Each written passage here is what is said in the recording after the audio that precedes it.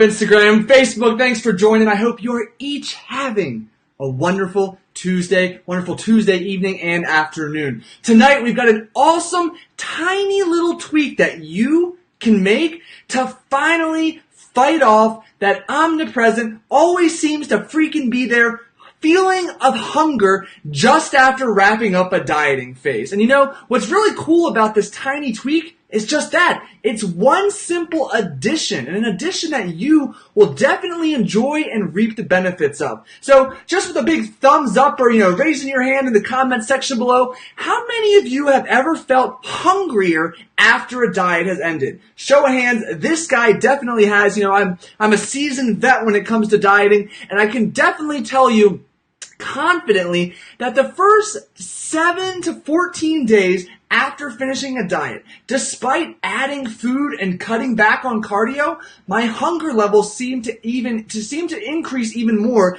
than the final few weeks of my actual dieting phase.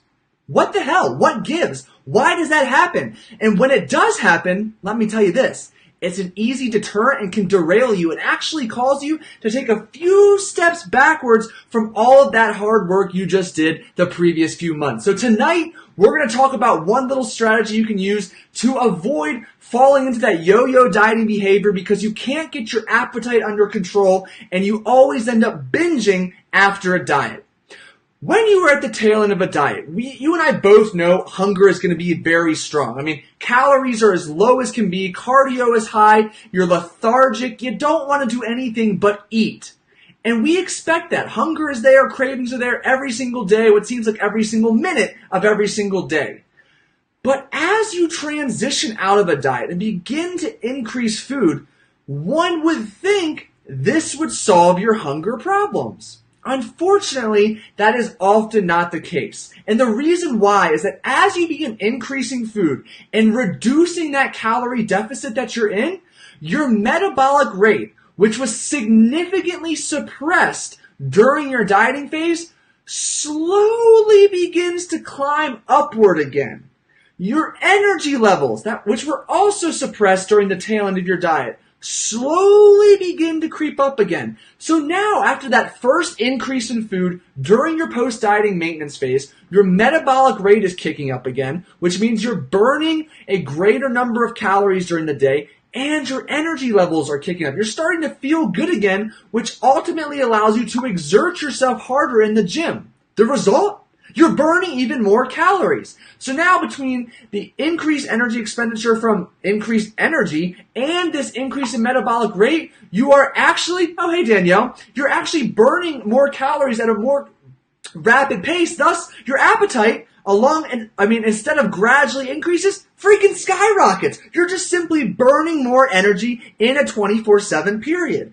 And as a result, you are much more likely to go off your plan, to go freaking haywire, to visit that buffet, to turn that free meal into a cheat meal, and that cheat meal into a cheat day, and that cheat day into an, oh shit, I'll get back on track Monday. And we do not want this to occur. But fortunately, there's one little thing you can do to help prevent any of that from happening and to put your hunger levels down there. And that tiny tweak is adding 1 more ounce of protein to every single one of your meals. Yep, that's all it is. Adding 1 more ounce or 6 grams of protein to every single meal. And for most of you, this will translate to anywhere from 24 to 36 more grams of protein during the day.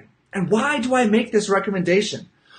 Protein is a freaking pro at suppressing your appetite. It has just as many appetite suppressing benefits as it does muscle building benefits. For starters, protein slows down digestion. And those of you who've listened to me before, you've heard me beat this to a freaking pulp, but I'm gonna reiterate it. By slowing down digestion, the food sits in your stomach for longer, which sends satiety signals to the brain and ultimately helps to keep you feeling full.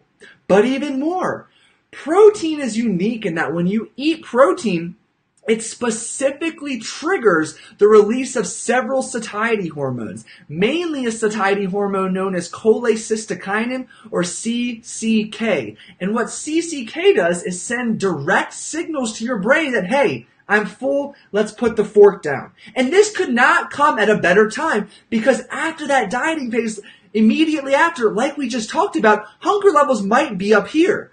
But by making the subtle addition of 1 ounce of protein to every single meal, you set yourself up to be in a position of feeling a bit more full after every meal, which means you're able to fight off that hunger or that craving a little bit longer. And before you know it, you've already arrived at your next meal 3 to 5 hours later. And yes, I'm asking you to add more protein. And to some of you, this may scare you because it might bring your protein anywhere from 1.2 to maybe 1.5 or beyond grams per pound of your current body weight. And to many, that's scary. It's like, oh my God, I don't need that much protein. My kidney, my bones are a waste. My body can't use that.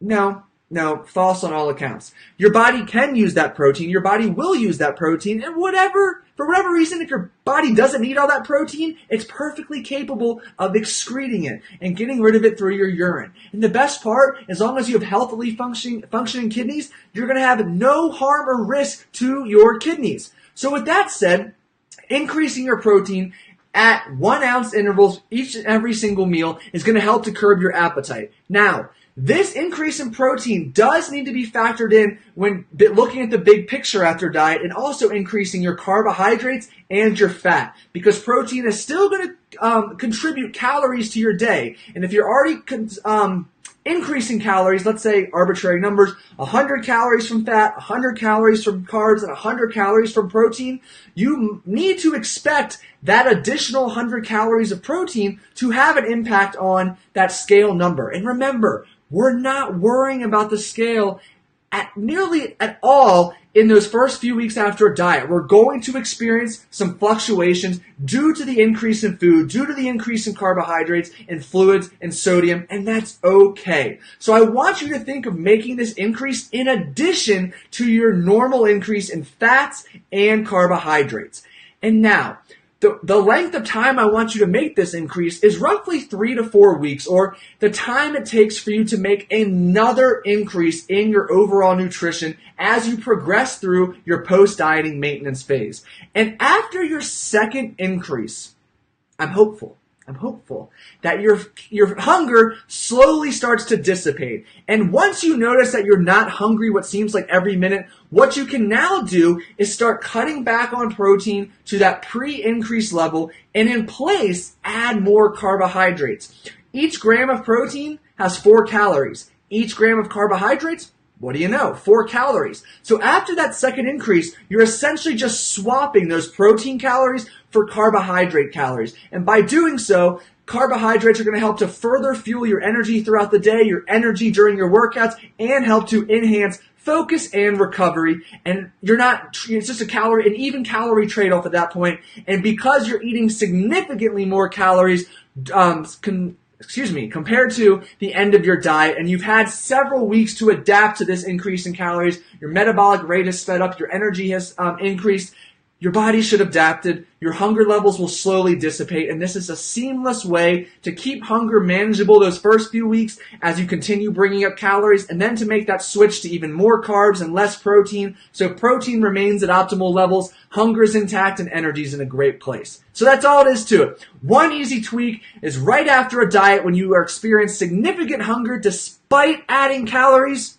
add an ounce of protein to every single meal. 24 to 36 grams of protein throughout the day, depending how many times you eat. Enjoy the lack of the super frequent hunger, and enjoy just feeling good and feeling confident and in control, like you can finally maintain your hard work after so many months of hard dieting. Questions, comments, concerns, please don't hesitate. Comment below, Instagram, send me a direct message. I thank each and every one of you for joining me on this Tuesday evening. If you have any other outside related questions, please let me know. I'd love to feature it as a topic of discussion for a future Facebook Live section. And Thursday of this week, same time, 7:30 p.m. Eastern, we are exploring reasons why you may be feeling constipated a little more frequent than you'd like, especially during a dieting phase. So we'll talk about that on Thursday. Enjoy the rest of your evening.